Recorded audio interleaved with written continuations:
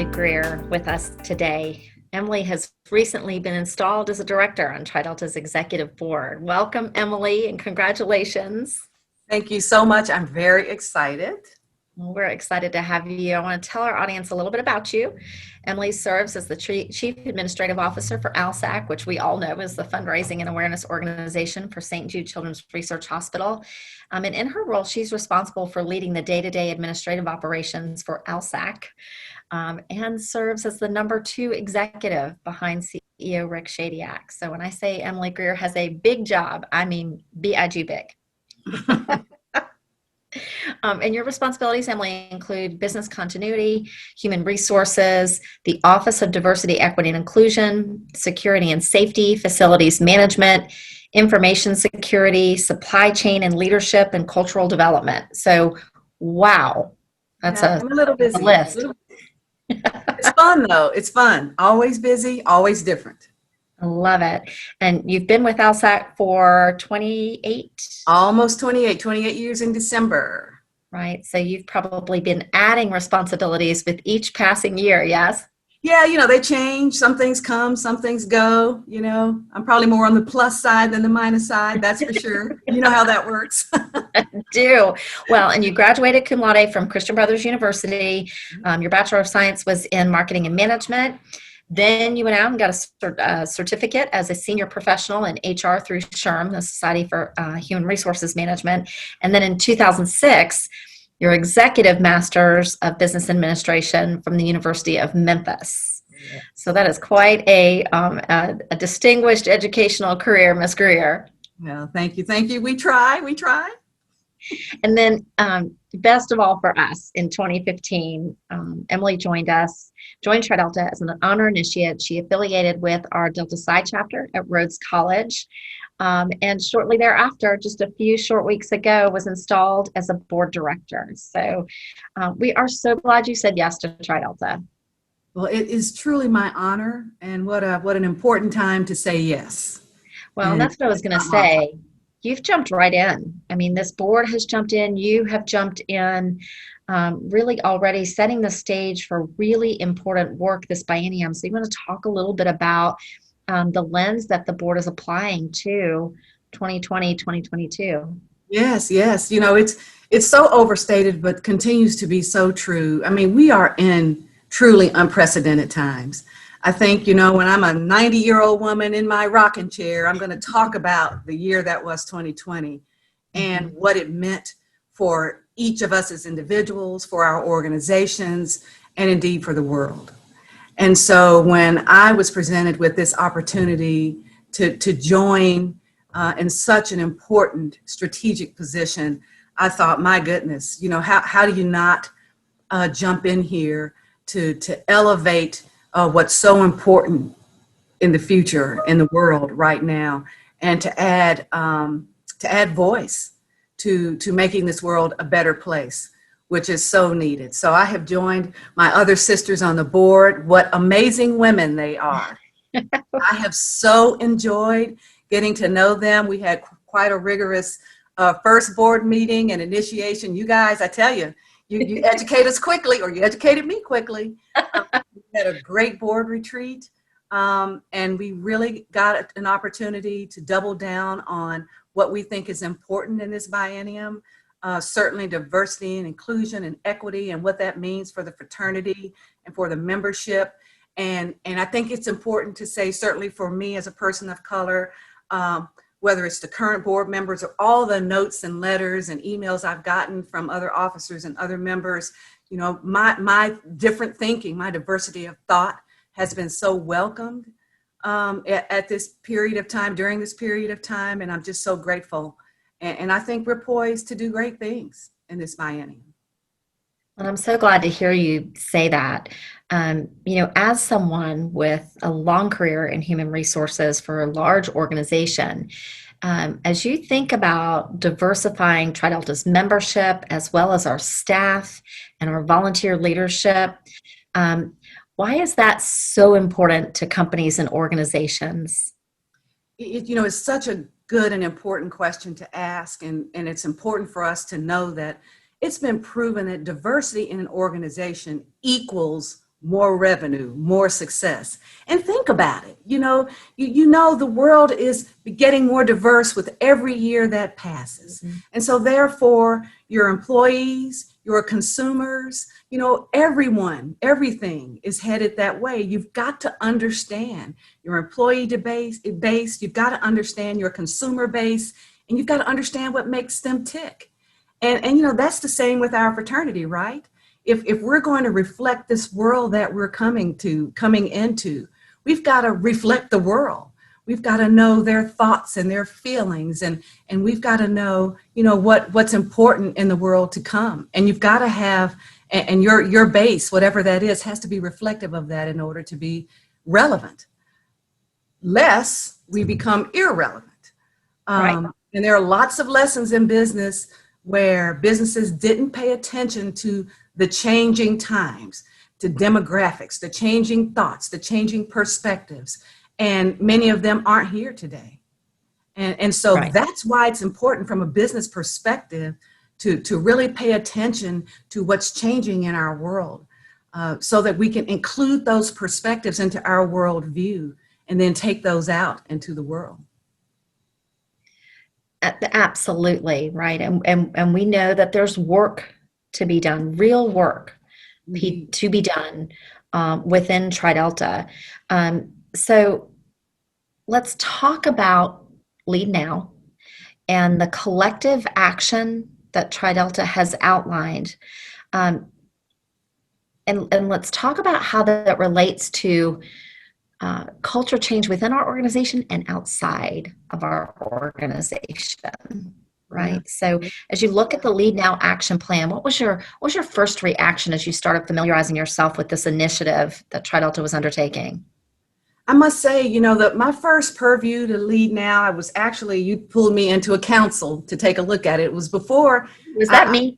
Did I That do? was you. We'll talk about that more in a minute. But yes, I had been invited as part of a diversity council to just look at it, just to give my thought, having been in HR and very very involved with TriDelta and ALSAC and St. Jude. And I must say I was very impressed. And what impressed me about it most was that it did include accountability. It does include accountability. Yeah. It includes specifics, measurability, which Right. equals accountability. And I think it focuses, it may not be perfect. I mean, these things are living and breathing documents, Yeah. but it focused to me with laser focus on what's most important. And that's, influencing our chapters, whether it's our college chapters or our alumni chapters, influencing them with diversity and equity and inclusion, which all three are important in order for this to work. And so I have to say that I was very excited when I read it. I think, I'm not going to sugarcoat it. It's hard. Change is hard.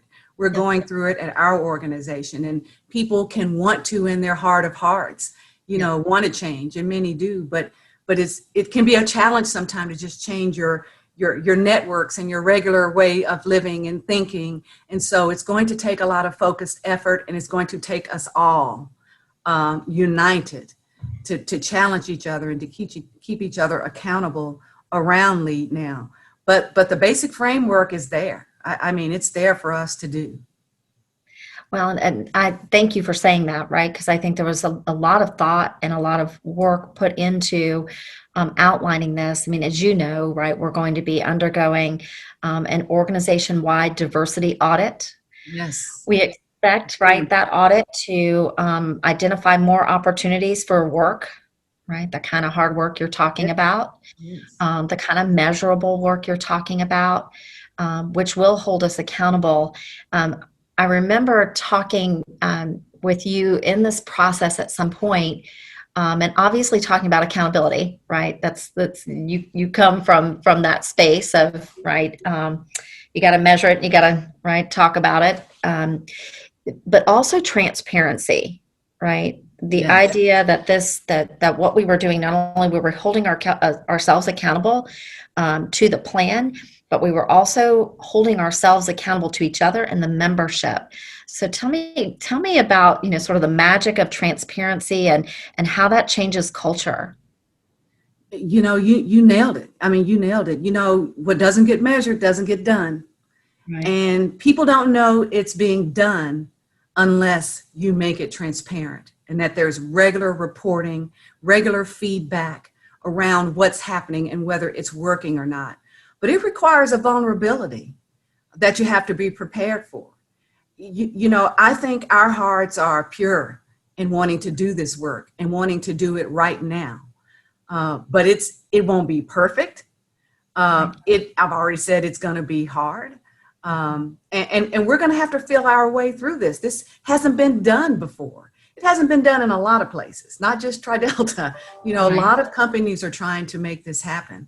And so I think it's so important to be open and willing to hear from membership about what's working and what isn't working, and being okay with pivoting, and being flexible and nimble, which is also very important in business and in leadership. And so, yes, we have to be transparent. We've got to be accountable, and we've got to be open to feedback, which I'm sure won't all be great. Well, But we're in it to make it happen. I'm excited about that. well, it's another Emilyism for me, right? Is don't ask for feedback if you don't want it. Amen. Right. Amen. Right. And the I guess opportunity, we all have to be vulnerable when we do ask for that feedback. So I think that's a really important point to make to our organization. Because sometimes that vulnerability, right? It's as if Brene Brown is sitting right here with us, Emily, but right to that shame and blame and guilt, and doesn't have to, right? Because we're in a space where our hearts are pure. I love that you said that, because they are, right? And it won't be perfect. So just guidance to ourselves, maybe, for getting through this without beating ourselves up too much. Right? Sometimes what prevents us from being open to change, particularly on a public stage, is that fear of vulnerability, because we don't want to be hurt. When you pour your heart and soul into a document that is LEADDD now, I mean, a lot of heart and souls went into that document. You read it and that happened. And yet, there's such vulnerability there to have it criticized, or, for someone not to be pleased with it, or not to be perfect. And for all of us, we've spent so many hours. I joined the board in part because of LEADDD now, and the seriousness at which, TriDelta said, no, we're doing this, and we're this far down the road, which was extremely impressive to me. So I'm all in. I'm excited. I think it's a good document. But guess what? 5 months from now, 6 months from now, a year from now, somebody's going to say, what were you thinking? It might be all of us, right? It might be. You know better, you do better. That's right. And I think we are. You just gotta, you gotta be okay with, okay, my baby's a little ugly, but I'm going to jump right in there and spruce her up, and get her going. You got to be okay with that, or you're afraid to be vulnerable. You're afraid to be transparent, and it won't work unless we're both. I agree with you there. Now, one of the concepts that we are talking about, because TriDelta has this ability to truly influence our members, but then for our members to influence their friends and family and their networks of people, right? So the influence that starts with 220,000 TriDeltas really has exponential impact if we do this well. One of the things that we talk about is educating our members about the importance of becoming an ally, right? Yes. And that's an important word that's being used in the here and now, but talk to me about your feelings around allyship and what it means to be a true ally. It's so important. Such a great question. One benefit to diversifying our fraternity are the diverse perspectives that will be invited into every nook and cranny of our sisterhood, right? I can just see it in the chapters. Young women of all ethnicities and all races sitting around having passionate, heartfelt debates about one thing or another. And they may not all agree or disagree, but what we teach each other through that process, what young women go and take back to their families, take to their careers, take to their networks, slowly starts to change the whole world. And and isn't it beautiful if it starts in college life or before, or it starts as an alumni and after, and how, you know, you can just see differently because of these new friends you invited into your life and they into yours. And so that creates allyship. You know, when you can say, I don't know, I didn't live that life and I don't understand it all, but my goodness, as a fellow human being, as a fellow sister, I'm going to support you because you matter. And that's what allyship says. It says that you matter, you belong, you matter, and I care for you. And that can take a person through life so beautifully, to have that support. And unfortunately, many people don't have that support. And it's a wonderful opportunity for those with privilege to share that gift, to share that gift. And that's why being an ally is important. Well, and, you know, you think about it, Emily, we were created to provide support for women at a time when women weren't gaining great acceptance, right? If you think about our founding, That's right? The tenets that, you know, we were founded on to be kind alike to all, and to think more of a woman's inner character than Yes. her outward appearance or personal circumstance. That's the phrase that followed, kind alike to all. So, you know, think about our founders being so far ahead of the game, right? Yes. They were talking about allyship before anybody was talking about allyship, right? Yes. And those poor women were just trying to get through college, right? And gain access to the same resources the men had, right, at the Exactly. time. But when I think about Tri Delta, what better place for allyship to start, right? We offer community and that sense of belongingness. That's the baseline in Tri Delta. If we could take those relationships deeper, right, within our communities, and leverage the intergenerationality, right, Yes. of we meet women when they're 18, 19, 20 years old, and then we, right, all the way up until they go to the great chapter meeting in the sky, as it were, right? So Um, and how they learn and live and love and lead together during that expanse of, you know, their lifetime journey in Tri Delta, right? I just feel like we have such a huge opportunity just within the construct that is a Tri Delta, right, to really make great gains here. Karen, it's in the essence of our purpose already. You can start to make these differences right here in our fraternity, right here. This opportunity, it's why I've joined the board, you know, because wow, you can sit right here where we are and literally have an impact on the world. It's and I'm not overstating it at all. And so, you know, if we could just reach out and pull in, Yep. we could change the course of the discourse, if you will, Yeah. of our fraternity. We really can. I agree. And I feel like it's such a privilege, and a challenge at times, to meet women when we meet them, you know, through our typical intake process, right? So typically we're meeting women as they enter college, Yes. right? At a time when they're figuring out who they are and starting to become who they're going to be, right? We just have this unique opportunity for the experience to shape them Yes. and for them to shape the experience, right? And so I do feel like, I do feel like we're perfectly positioned to take a leadership role in, right, the fight for equity and inclusion and accessibility. I know one of the things you're going to be addressing and the board's going to be addressing, and we'll all be working together, is around accessibility and around barriers to membership. Yes.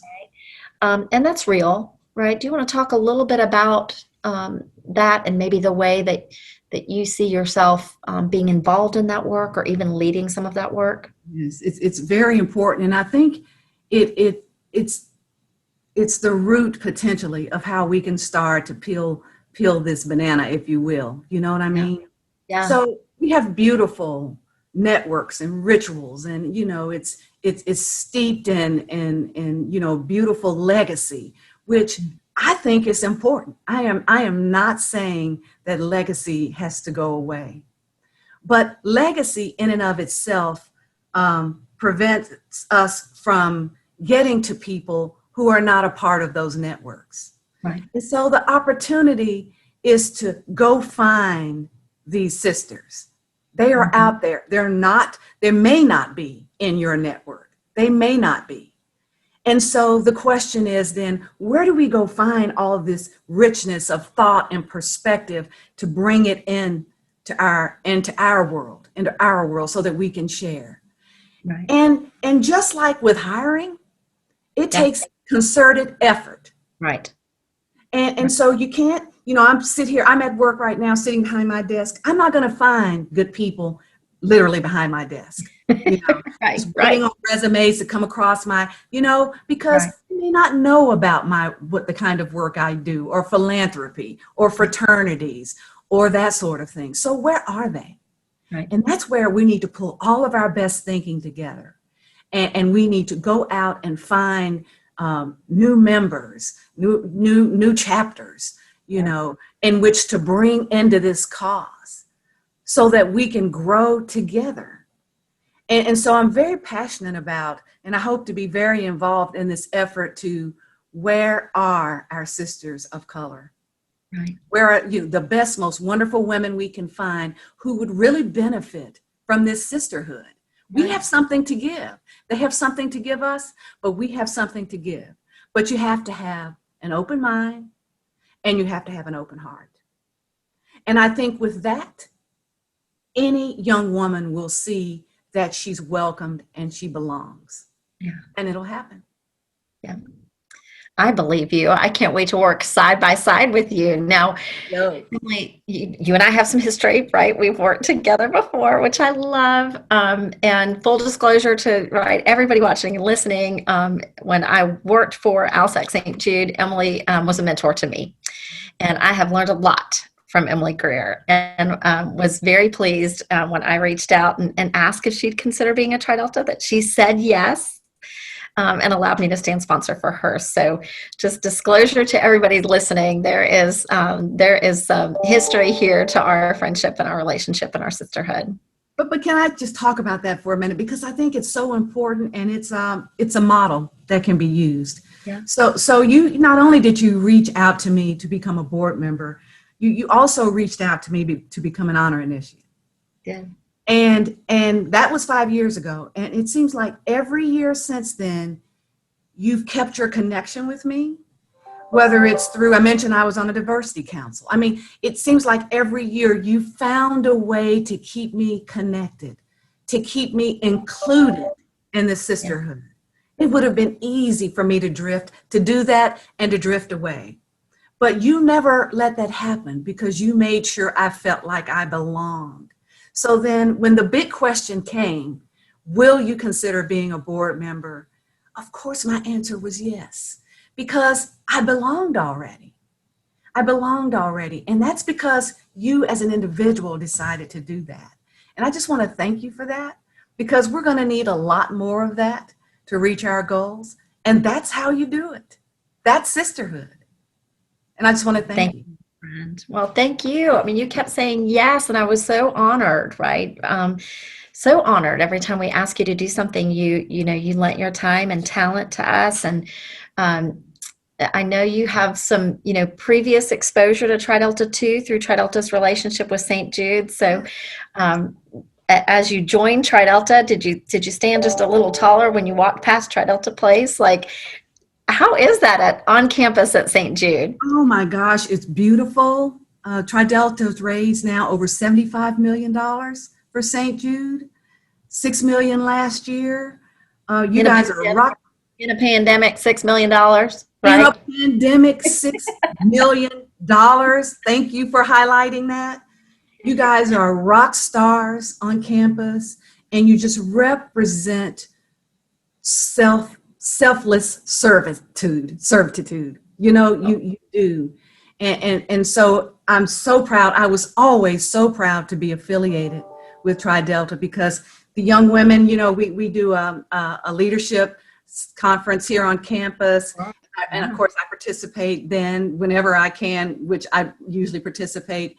And I'm just so proud of the participate, as in like she gives a keynote, like she's an outstanding, right? So participate, yes. She welcomes and delivers inspiration to our women, yes. I'm just so proud. The young women who come through here who represent Tri Delta are so loving and giving and intelligent, and it makes you proud to be a part of this organization. So yeah, I'm standing pretty proud these days.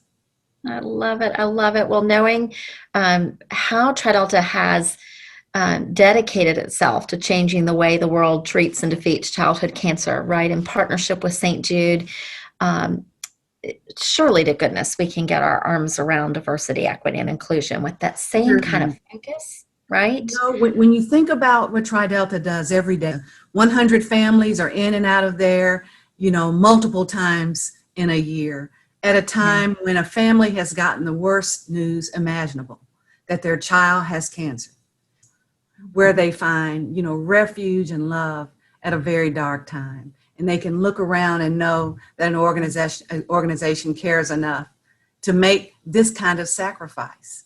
And so surely, with the kind of focus and determination that Tri Delta gives St. Jude every year, year in and year out since 1999, I know that we can tackle it. Yeah. I know we can. Well, Emily, we are so thankful for your unselfish leadership as you serve our sisterhood as an executive board director, and we appreciate all that you do for the children and families of St. Jude Children's Research Hospital. You are making such a difference in the world. Before we go, how can our listeners and viewers find out more about you, and where can they follow Emily Greer? Well, so you can go to stjude.org to ALSAC and learn all about St. Jude and ALSAC and me out there. My biographies are out there, and a lot of the great work we're doing is out there. And of course, I'm on LinkedIn. You can certainly learn more about me there and message me there. Of course, pretty accessible through the board now. Would love to hear thoughts and ideas. We're going to be open and transparent through this process, and we want this to reflect the best ideas out there. So absolutely, please stay in touch and share with all of us as we take this exciting journey. Thank you, my friend. It was a pleasure having you today. Thank you. It was my honor indeed.